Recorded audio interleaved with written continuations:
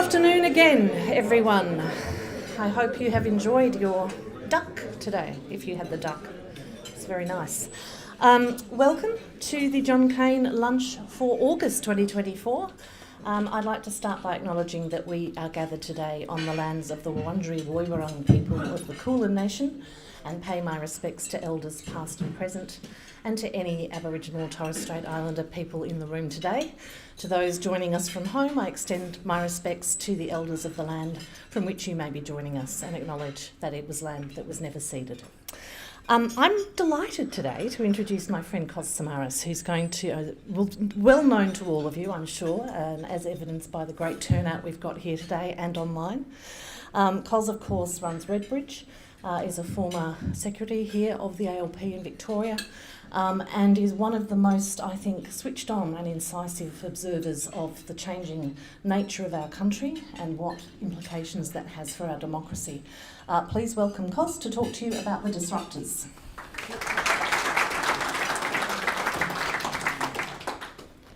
Thanks for having me, team. Appreciate the invitation, as always. Capita does some great work, particularly on policies which I think the people that I'm going to talk about today will be very much in favour of. Unfortunately, Per Capita is probably one of only a few organisations in this country that actually do really focus on the issues that matter to these types of voters. So what I want to talk to you about today is really about what's animating the country politically. Why are things changing? Why did we see in 2022 Labor creep over the finish line with a very small primary vote? You know, I was a party official, and if you told me back in, Stephen Unum's in the room, if we in 2007 would say that Labor's primary vote would be at 31 in years to come, both of us would have laughed people out of the room, right? But it is. And they can still win, but the question is why and how and what is driving this change. And it's quite significant. And so I'm going to walk you through what's contributing to this disruption, hence disruptors, and which groups of Australians fit into that basket.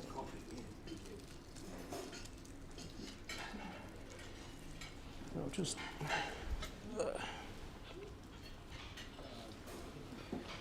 Yeah, so basically the trend of 2022 is going to continue. It's still continuing. We know through public polls, whether it's ours, whether it's a news poll, there is a consistent pattern. The pattern is the major parties are relatively in the same position they found themselves in May of 2022. Labor's primary is in the low 30s. It is suffering attrition, right? And I'll talk about what that looks like. It is very incremental and it's very localised. So what happens when your primary vote is so low is that sometimes the nuance matters and the attrition matters. And so you could be sitting on a 31 primary, but in some of the seats you hold, you could be actually witnessing quite a significant collapse in your support. The Tasmanian election was a really good example of what that looks like. So those of you who followed that election would have noticed that the Liberal Party, the Liberal government, the incumbent government, which had an enormous amount of problems at the leading up to that election, lost all the votes that it lost largely went to the crossbench. Did not go to Labor.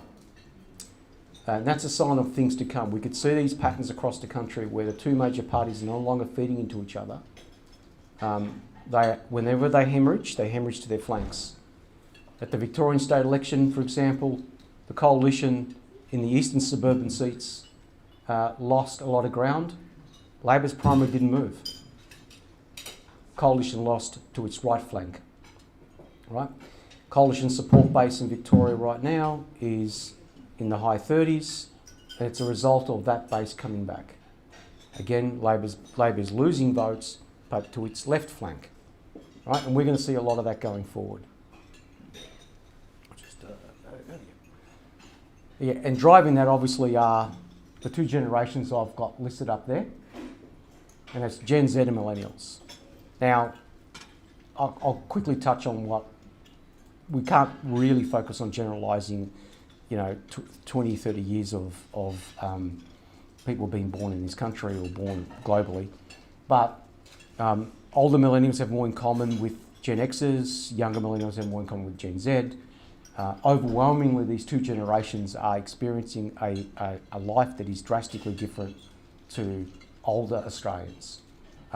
Older Australians are the beneficiaries of that really unique period in I would say, human history, of that post-Second World War economic boom that benefited particularly baby boomers, but also some of us Gen Xers too. It's not the same when we are talking about these younger Australians. Now, when you look at the changing of the electoral roll, back in 2013, millennials only made up 26% of the voters' roll. So when Tony Abbott won that election, it was still largely a voters' roll that was overwhelmingly dominated by baby boomers. They were 54% of them were baby boomers on the voters' roll. Now that matters because I'm not going to focus on any negative connotations associated with baby boomers, but one thing baby boomers did provide, I'd say Western democracies, was electoral stability. Right? They were an incredible generation that basically moved from left to right, being Labor or Liberal, or if in the UK, the Conservatives or the Labor Party, or the Democrats and the Republicans, and they shopped between two stores. They were very, very predictable, right? That's not the case with Millennial and Gen Z, and that's a global thing, and that's what's changing drastically at the moment.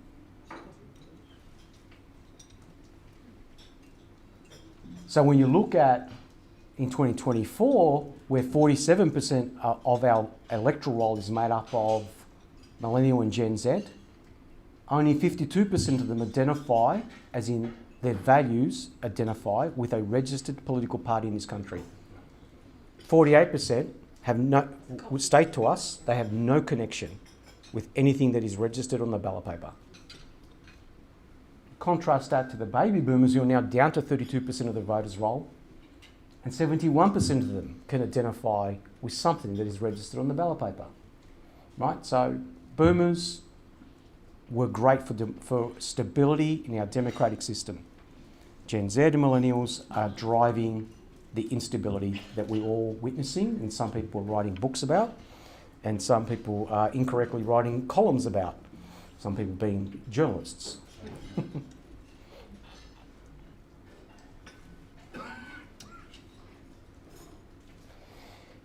When we do force them to identify who they belong to, you could see the absolute fragmentation of the situation there. Unsurprisingly, baby boomers now skew very conservative, but you could see there with the younger generations just how fragmented they are. Greens are, across the country, for example,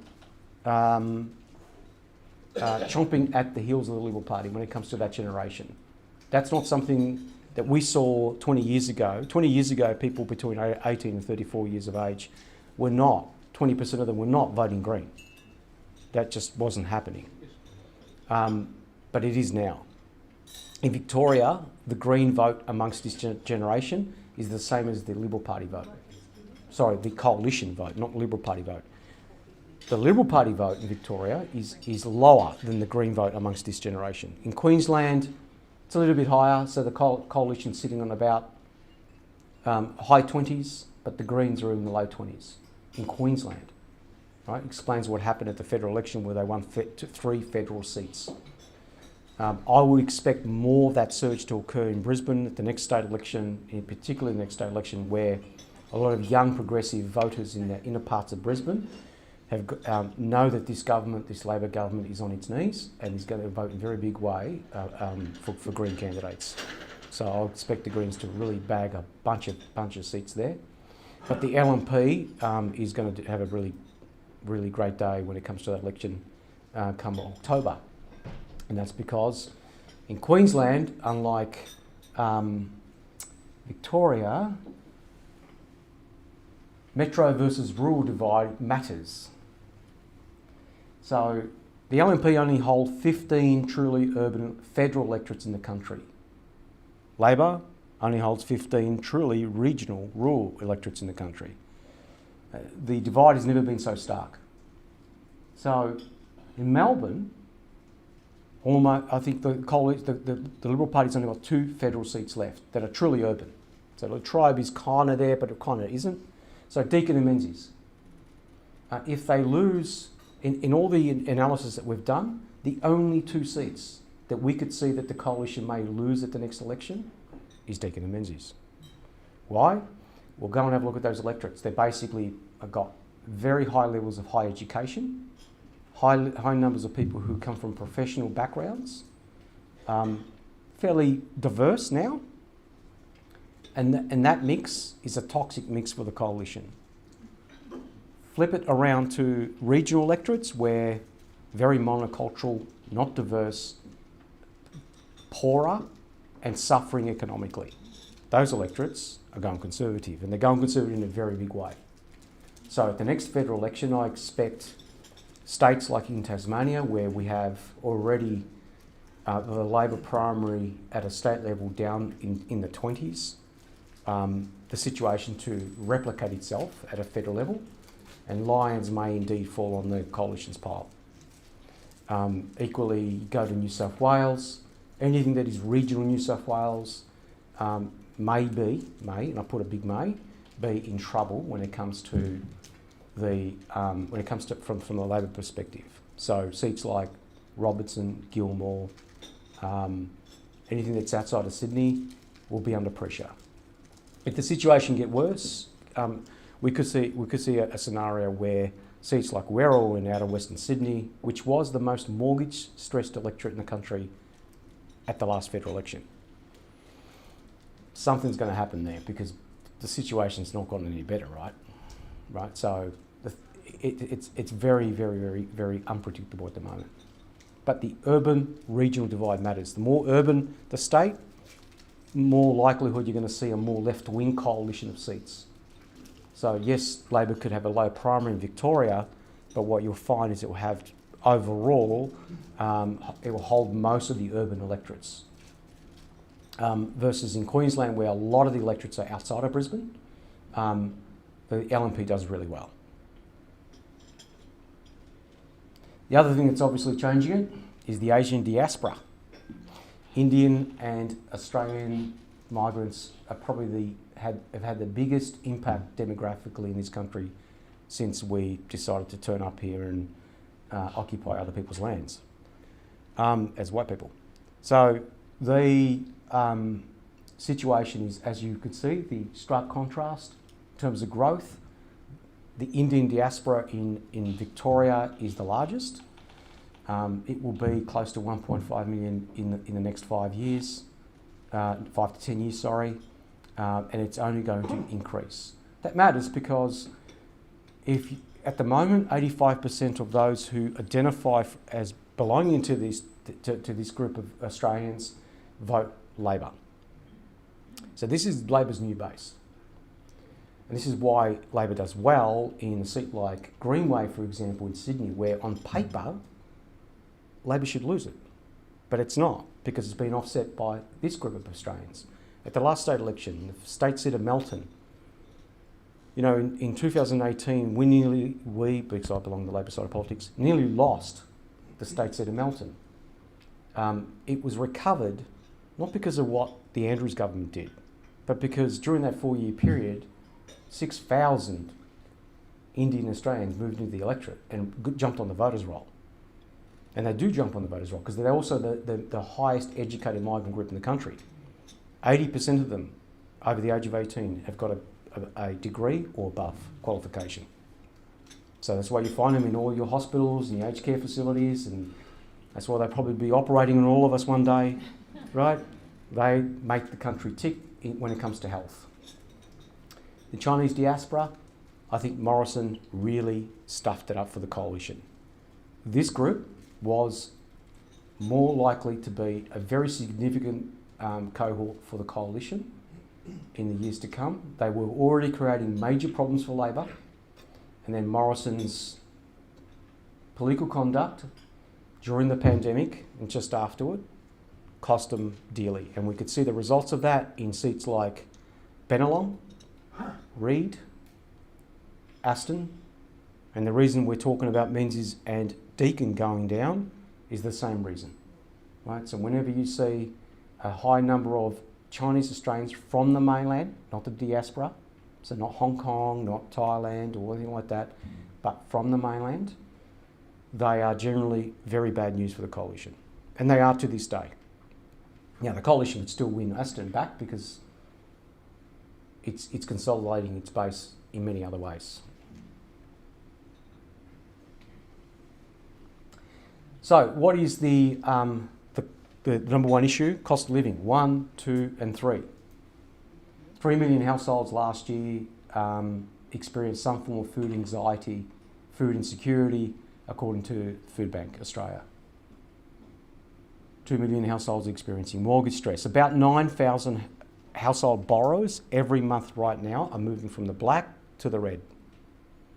That's going to have a political consequence, right? So when I talk about Labor's primary vote suffering very slow attrition, it is these Australians that are, not all 9,000 of them, but let's say 2,000 or 3,000 of them are moving from Labor's pile to other parties, not to the coalition, in critical marginal seats, because where you find most of the people who are suffering mortgage stress, they're in the marginal seats, or they're in marginal seats that are either out of suburban or regional.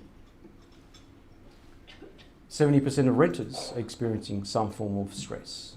It is not unusual for us when we are running our focus groups amongst young Australians, but particularly working in women, where they tell us openly they are blowing 60 to 70% of their income just on rent. Again, that's going to have a political landing somewhere. You can't, you know, as a follower of politics, I cannot say that that's not going to have an impact. And the consequences of that is all this dynamic is creating what we define as a cohort of disruptors. And they're basically in three groups. You have university educated renters, you have those who've basically come from diverse backgrounds, migrated to this country and work in a precarious environment, and those who've got a mortgage and have got precarious work. Precarious work can be gig economy, can be driving a truck. One of the largest occupations we go back to the state centre of Melton, is truck drivers. But they're driving sorties. They get paid by the sortie. If they don't turn up, they don't get paid. So no holidays, no casual pay. You just don't turn up, you're not getting paid. And that's a pretty rough existence, particularly if you get sick. And so what we find is these three groups of Australians are the ones who are experiencing not only the greatest stress, but also contributing to all that volatility I've been talking about, right? And the two major parties are not talking to them.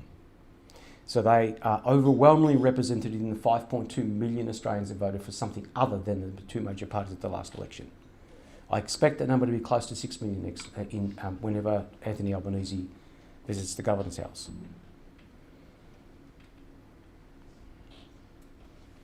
And overwhelmingly, they are those three groups made up of those generations I talked about, under the age of 42, and obviously defined from a demographic perspective as millennials and Gen Z.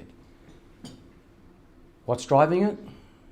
Well, when we survey them, 18 to 34-year-olds in particular, only 69% are delaying buying a home.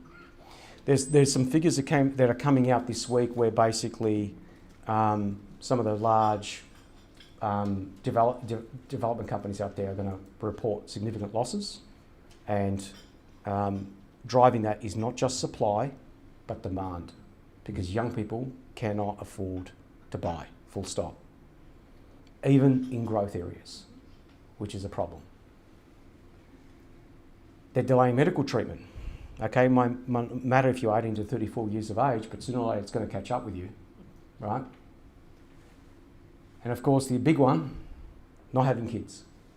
And that matters because, as we were talking about before, A healthy society needs about 3 working age adults to service someone that is in retirement. That person can be on a superannuation income, could be on the pension, but you need a 3-1 ratio. In Australia at the moment it's about 1.8. In about 10 years' time it's going to drop to about 1.5, and it's only hitting self. No amount of immigration is going to fix that problem. What does that do? Well, if you've got a skill shortage, you have an inflation problem. So this inflation crisis we're in could, I'll leave that for economists to pontificate on, but could last for a very, very long time. And that means the political consequences that I've just touched on, that's contributing to all this stress, may indeed be in place for a very, very long time.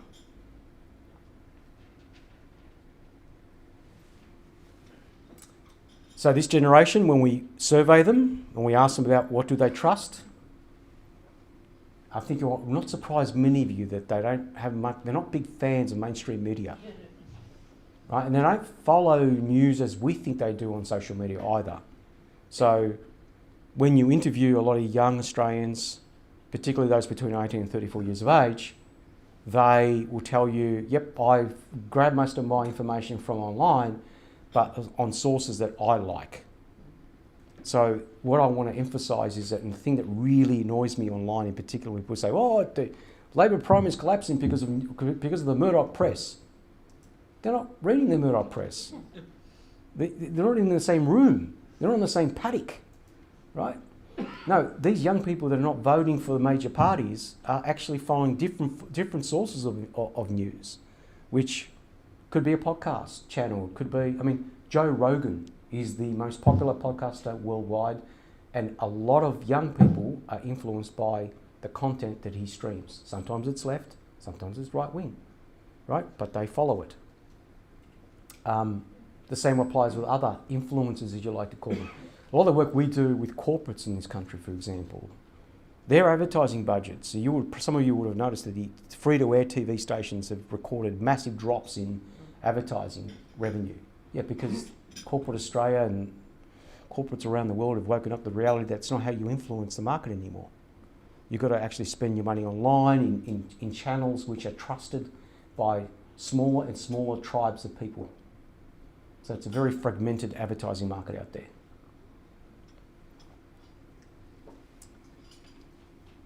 So as I touched on before, the complex road to the lodge is a goat's track for both of them. Right? It's got rocks, all sorts of booby traps. If you look the wrong way, suddenly that goat's track doesn't exist. And that applies to both of them.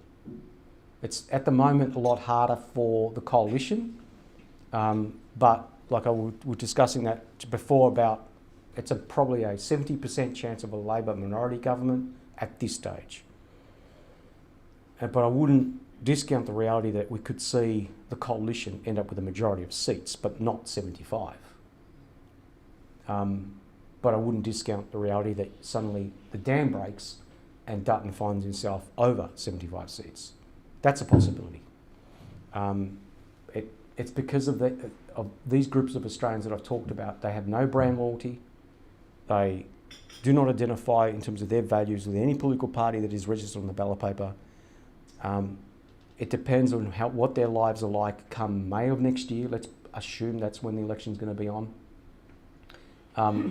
That's the pathway that the major parties basically have to face. So, as I've touched on, we have that inversion occurring globally. So it's high educated electorates are moving to the left, low educated electorates are moving to the right.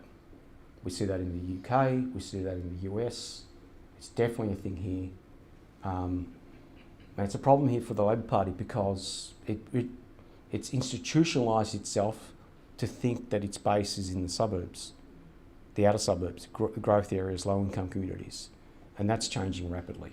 So all of us, I presume most of you here from Melbourne, you know what's going on in the west of Melbourne and the northwest of Melbourne. Those margins are looking pretty shit. Sorry for my swearing. I mean, I saw articles about the factions are jockeying for the federal seat of Gorton. That's great, guys. Your primary vote's 41. Yeah, jockey for it. But you better watch it because as soon as it starts to get into the 30s, the chances of having a Fowler type result where Dialee puts up her hand and is a popular independent candidate, she spent a fraction of the money that Keneally spent on that seat. People say to me that well, you need millions of dollars like the Teals to get an independent elected. No, you don't. No, you don't. If they know you and you come from their communities and you are anti-establishment, and again, what is the median age of Dialee in Fowler of her voters? 28. Diverse. Overwhelmingly diverse. So young 20-something-year-olds, low 30-something-year-olds from diverse backgrounds moved from Labor and to a certain extent the Liberal Party as well in very big numbers and voted for this independent. It wasn't older voters that did it. And the same thing applies when we're talking about the hemorrhaging of that Muslim Australian vote. Older Muslim Australians are still pretty loyal to Labor, but that shift that is occurring because of what's going on in the Middle East is driven by young Muslim Australians. And we could see that, we'll see that come election 2025. I presume it's going to be 2025. And the consequences of all that. So, if I was a politician, I would not be hanging around corporates.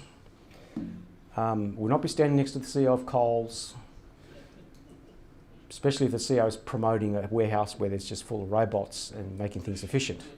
Just saying. I will be aligning myself with NGOs, not-for-profit organisations that are helping Australians survive. When I was presenting with Anglicare last year, one of the people present in the room made a very, very good point. After I pretty much presented similar dynamic that I'm doing today, and she said, "Isn't it ironic that they could actually be in a much more better electoral position if they actually culturally attached themselves to us?" But last week we invited them to an event, and we invited a number of ministers to an event, federal ministers. None of them turned up. But we found out that just down the road there was a corporate event which they were all present at. There's your problem, right? Culturally, the established operatives within political parties have not shifted. They better get their skates on. There we go. All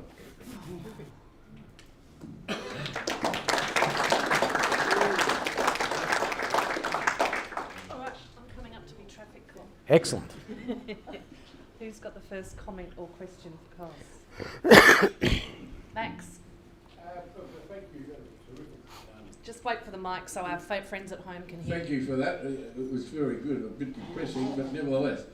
I was wondering, I noticed the lower educated, which assumes a lot of workers are turning to vote Conservative all around the world. Have you got any figures on how unionists are voting? Yeah. Unions are still perceived extremely positively amongst Australians, particularly amongst this younger group of Australians.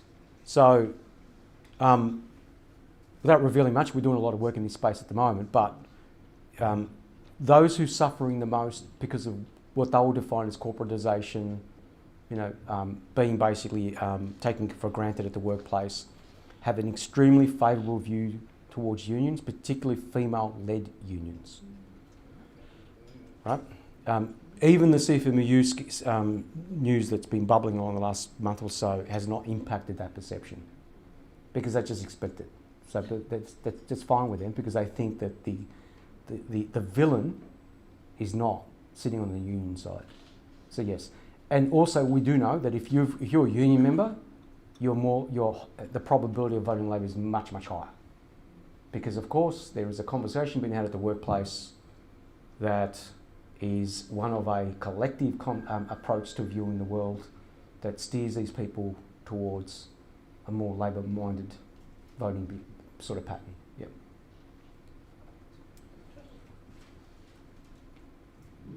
Kos, thanks again for your presentation. Josh Funder's my name. Could you just help us calibrate on two major trends, one of which is the boomers, were they aligned with two parties from their early years? And what's the drift from 50% to 70% two-party attachment over time, generationally? And secondly, the influx of highly educated migrants and the Labor vote being more educated, over time, how will that drift between Conservatives, but the age and education, Yep. what are the two tectonic things we can look ahead to on those big factors? Yeah, so to your first question, so there has been long-form analysis done of the voting behaviour of boomers when they were 18, as they enrolled to vote. I think back then around 53% were in Australia voting at the age of 18 for Labor and 47% for the Liberal. There was really no other alternative. As they've gotten older, they've become a lot more conservative. And that analysis was important because it was contrasted to what we, not just us, but the ANU and a few other organisations have identified, is that younger people are not moving. They're not becoming more conservative as they're getting older. Becoming more anti-establishment, but that's right, that's not happening. To the second point around the contribution, so at the moment the Indian diaspora is first generation. The only data point we have is what happens to second and third generations. We do know, we have the only evidence that we have is that it becomes a lot more like the broader Australian community voting behaviour. So if you look at the children of the Greek and Italian and European migrants post-Second World War, I'm one of them, they're largely just a normal reflection of the Australian public in terms of voting behaviour, except for Greeks. Now, I would say most Greeks my generation are voting Conservative. Yeah, by a lot. Yeah. Right here. Irene Ritchie, just about the Chinese Asian diaspora, can you explain why it's bad news for the coalition? Yeah, so initially, those of us who worked on campaigns, we always used to worry about, on the Labor side of politics, the impact this constituency was having on the Labor's position when it comes to seats like Chisholm. Was a good example. Because overwhelmingly the majority of them were voting for the coalition. And what happened was, because of Morrison went very anti-China, right? Made them really uncomfortable during a very stressed period in their lives. It's not that they disagree with some of the content, it's just that they were made to feel like aliens in their homeland, right? And so the coalition failed to separate the rhetoric. And you factor in that they also were, like every other Australian, enduring a pretty stressful period in their lives, especially if you were in Melbourne during the pandemic. Thank you. Okay, I'm trying not to let Meredith run around too much. So back over here, and we'll pick up on this. Thanks, Kos. At one point you listed a range of stressed out groups, and you said, if I heard it correctly, neither party is really speaking to them. What are they saying that either party could actually take up that they're not? Yeah, it's a book worth. A book worth. Right, and it's going to take a lot of work from, let's say, if you're on the Labor side of politics, to rebuild that bridge. A lot of work, probably years, to not rebuild it. It wasn't there. A lot of these younger people that I'm talking about, they've never voted for a major party, but just they have never voted. So when you hear the coalition say we must win young voters back, you never had them. They just weren't there in the first place, right? Reconnecting or connecting to these constituencies will require, and you could see Dutton trying to do a bit of this. So I would expect Dutton to go very anti-corporate in the years to come. Very anti-corporate. Basically he's already called out the Labor government being too soft on Coles and Woolies. That's a big sign, right? Because they've woken up that they've taken all the hard decisions when it comes to industrial relations on behalf of corporate Australia, and corporate Australia's given them nothing back except for pain in the ballot box. So they're going after, and that rhetoric works really well with non-university educated young people in the outer suburbs and regions. So yeah, so you can see the signs of that shift.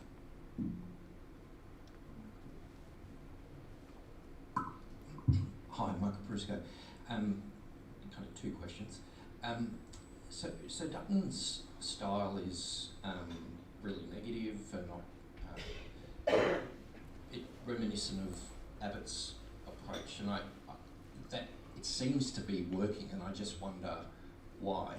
And my second question has absolutely no relation to the first, which is I'm interested in how something like the NDIS plays out in the groups that you're talking about. Yep. So the first question, which is Dutton's approach, which is similar to Abbott's, I would say he's running a smart version of that. So why it's working, because there's a perception amongst voters from his side of politics, because at the moment all we're seeing is a consolidation of the conservative voting tribes in this country. We're not seeing evidence that they're reaching deep into Labor's base, right? So nuclear bounces really nicely with that group. The anti-Gaza refugee position bounces really nice with that group. But he's taking positions. So what people are saying to us is, well, I'm not hearing much from the Labor government, but at least this bloke has he's standing up for something. I might think he's a bit mad, but he's doing something. Because at the moment we have a vacuum. Now, the Labor government will tell you there isn't a vacuum. I would argue, as a former campaigner, there is. Right? From a communication perspective, they're really stuffing that up. And so that's why that dynamic is working for Dutton. The NDIS, full disclosure, we did work for the NDIA. It is equivalent to the Medicare in terms of support within the community. When we were talking, and it's public information, our reports online on the NDIA website, the public's view is we want this to be protected. We want governments to take the necessary steps to protect from fraud. But if any politician decides to step in and start cutting back on it and hurting participants, it's equivalent to basically cutting Medicare. And the consequences of the ballot box will be the same.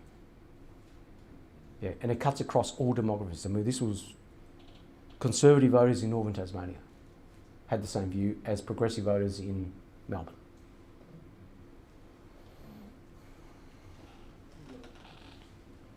Graham Ramonas. Because you haven't mentioned religion at all in the presentation, I'm just wondering whether long term you might talk about the influence of the non-Islamic divide. Yeah, so I would argue that they define themselves via their religion, but the drivers of their politics have nothing to do with it, right? So if you talk to young Muslims in my neck of the woods, which is in Federal City Hall, when we spoke to young women in particular and we interviewed them, they talked to us about 20 years of basically being made to feel like outsiders in this country. They're the post 9/11 generation. They've grown up in Australia, which basically you turn your TV on or you go online, or the only thing you saw was a certain stigma. Not unusual for them to tell us that they have to sometimes fake their name on their CV to get a job interview. Not unusual for them to tell us that they get abused on the street. Not unusual for them to, and justifiably, explain to us how they were unnecessarily victimised during the pandemic. Particularly, less so in Melbourne, but a lot more in Sydney. They were over-policed in Sydney on purpose. You know, we were doing interviews in Western Sydney around Lakemba online, and they were on lockdown. And I remember this young man would say, well, how do you feel about, Gladys's response? And he just let fly. He said, well, right now there's a helicopter above my house. There are soldiers in the corner. I can't take my children out for a walk. And I turn my TV on, and there is Gladys's friends and mates walking up and down Bondi Beach. So it's class. Yeah. Right? That's what's driving it. It's class. Until the economic and social prejudices are resolved, we will see that schism open up even more. But that I don't see any evidence that's been resolved. Thank you for this very much. Roscoe Howell, baby boomer, my children are approaching middle age.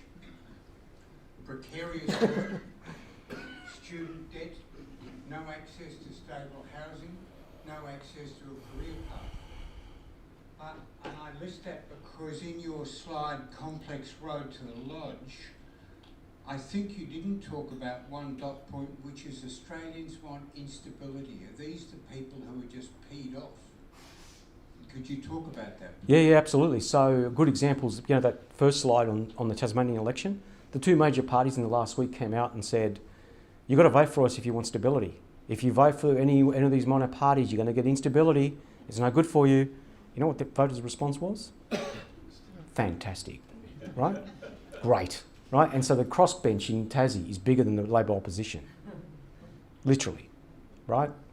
So that's the thing. And you made the point, you made this other valid observation about your kids. So we are now seeing a generation of people in their 40s who are still not only mortgage stressed or accruing a lot of debt, they're coming to the realisation that they've only got a small amount of years left in terms of their prime income years. And they're sitting on debt which they know that those years will not service. Mm-hmm. So the stress that's causing these poor individuals is immense. And we haven't offered them anything. 100%, right? And so there's going to be a political landing for that. I don't know what that looks like, right? And a lot of things, what I'm saying today is there's a lot of this that we're just going to have to wait and see. It could be, you will have sometimes election results where the majors do really well, but we're increasingly going to see a more fragmented political landscape, driven by exactly the sort of examples you just touched on.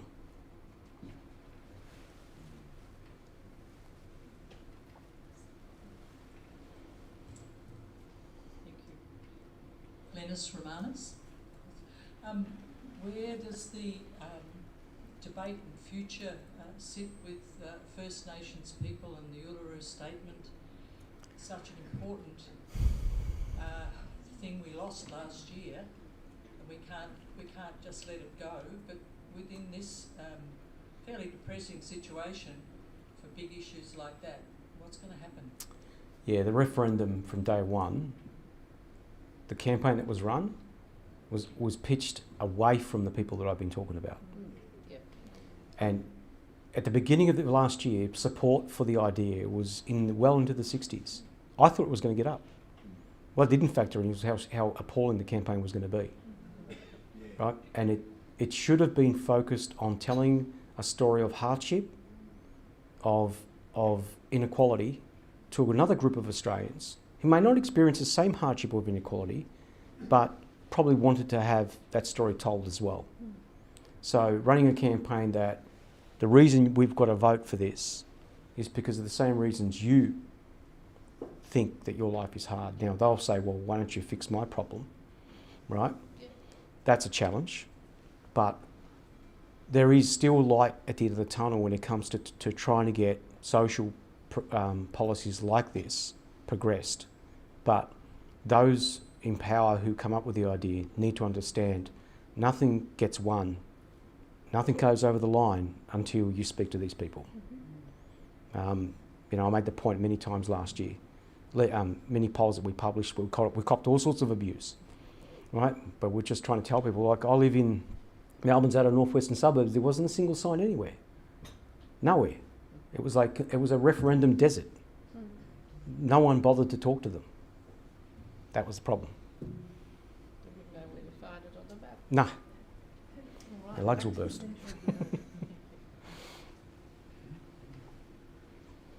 Hi, Christine. I'm going back to 2016 when my brother in America was looking at no pay increases for 10 years, and the union, his workplace was appalling and unionism was nothing. And he was offered Bernie Sanders in the Democrats, and he really liked Bernie Sanders, but he was dismissed. So what's the alternative? It's like a worm on a hook. What can I do? He actually voted for Trump. He regretted it, but it was like, what can I do as a voter to make a change? And it was the change that mattered. And yet I see the same thing happening here, perhaps with the Labour Party, which I support, where the population doesn't like gambling adverts, and yet there's this dilemma. Oh, should we support it? Should we support the corporates, or shall we actually do what the population wants? And I think that's a huge problem. Obama, there is the thing called Obama Trump voters. So when people in 2016 described a lot of Trump's new voters as racist, I did point out to them, be careful, because a lot of them also voted for a black man to be the first to be a president. And the reason they did that is because they viewed Obama as not part of the democratic machine, that he was unusual. Normally this is what the Democrats normally do, so I'll vote for him. Trump was the same.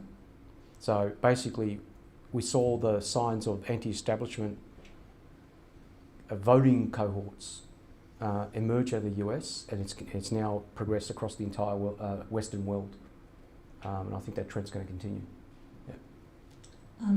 We'll come to you in a moment, but a question from one of our online audiences which goes to that, which is, to these voters that we're talking about, what does the establishment look like? Is it Whitlam government? Is it Hawke government? Is it something completely different? They have a view that established politics in this country are in the pockets of elements of corporate Australia which they blame for their plight in life.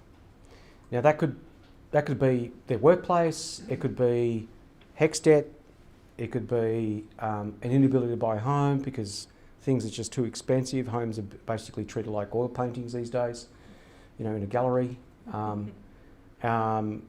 There's a whole range of things that they highlight and attach to established politics. And they are reminded that anti-gambling stuff is a good idea, right? So if I was a Labor MP, my first response would have been, as an MP, would be to come out and back it in. That's why I think the Victorian government's position was actually the right one. You speak to someone at Spring Street when after Melissa Horne made that statement, her statement was extremely popular, and it was suburban.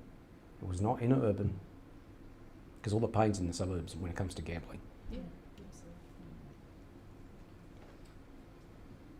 Thanks very much for your presentation, Phil Ritchie. Just, I sense that climate change is a soft issue. It wasn't so long ago that people were rating that very highly, and it just seems to me that media interest in it has declined, and that if people's electricity bills go up by 10%, they don't care about climate change anymore. And this good reception of Dutton's nuclear thing is an example of that to my mind, and people are just forgetting about climate change, and I just wondered if that shows up in your polling as a soft issue. At the moment, they're worried about the cost of living because they're worried about losing their homes, they're worried about being homeless, feeding their kids. That food insecurity stat that I've shared. We are seeing people with dual income in one household queue up for a food bank. Now, are they worried about climate? Of course they are, but it's down the list. It's like, I'm just worried about feeding my kids. It's a soft issue. Yeah, it's a soft issue, but it's kind of like they still want governments to do something about it. Right? This is where I always caution people who think that this issue is not a vote loser, because it is. Because if you live in parts of this country right now, every summer that comes around, you've got a problem, right? Go to Europe, Southern Europe. Their entire tourism industry is about to be upended because you cannot go to Southern Europe in July and August now. It's just too damn hot, right? So that's going to impact half of their workforce that relies on tourism. Right? That's going to have a political impact, right? So yes, I would caution, okay, why not be an issue now, but when 50% of your workforce suddenly doesn't have any work because the tourism market's dropped through the floor because of climate change, good luck to any politician who attached their flag to that one. Thank you. Thank you very much for your presentation. I always admire your work. It's Leisha Kokaczynski. I want to ask about the ongoing discussions about where our education money is spent, both at a state and federal level, given that you've already highlighted some educational qualification divide amongst voting cohorts. And I'd also like to, if you could touch on the role of women in all of this, because you haven't highlighted that as a definite cohort. And I'm asking that because it would appear that from what I'm hearing in America, it is a very, very clear disruptor, and given what I'm hearing in Parliament in the last few days on the abortion issue, I'm wondering whether it's going to become an issue here too. But could you just maybe address those and what your data is showing? Thank you. Yeah, it doesn't, on abortion in this country, if any politician wants to take that on, they might as well just retire. And it cuts across Liberal, National Party, Green, doesn't matter. It's not, we're not America, and women in this country, you know, they carried the can the most during the pandemic. They are doing the same in the middle of this affordability crisis in these communities that I've just touched on. If they're in their 20s, they are experiencing the greatest level of economic stress. So, as I touched on before, most of the people that tell us that they're burning a lot of their income on rent payments are women. Which group has jumped off Labor and into the minor parties the most? Women in the outer suburbs and the regions, especially the regions, in very big numbers. And they're not going to the coalition, they're just jumping off everywhere. And so it's this group that is definitely moving in very big numbers. Education. Yeah, it's a strange one, right? Because there's two parts to this. The first one is, what does the political dynamic look like, and will this continue? The answer is yes. Higher education may equate to more progressive voting patterns. However, the other side of the coin there is, it's also a product of demography, because overwhelmingly the number of people who are attending universities come from well-off areas. So we're having that inversion occur anyway. So I think Melbourne University, we're here, 5% of the enrolments come from lower socio-economic background, and I think I'm being kind, 5%. More in size, fewer in Yeah, that's right. Victorian University does a really good job in trying to address that. They run what's called a block program, where they run intensive course units for 4 weeks, only one unit, and they do that so their students can work full time. Because the one complaint that students, and I experienced this coming from Broadmeadows, if you wanted to study, you had to work because your parents had no money, right? You had to work. And so universities need to change. I think Victorian University is leading the charge on that front.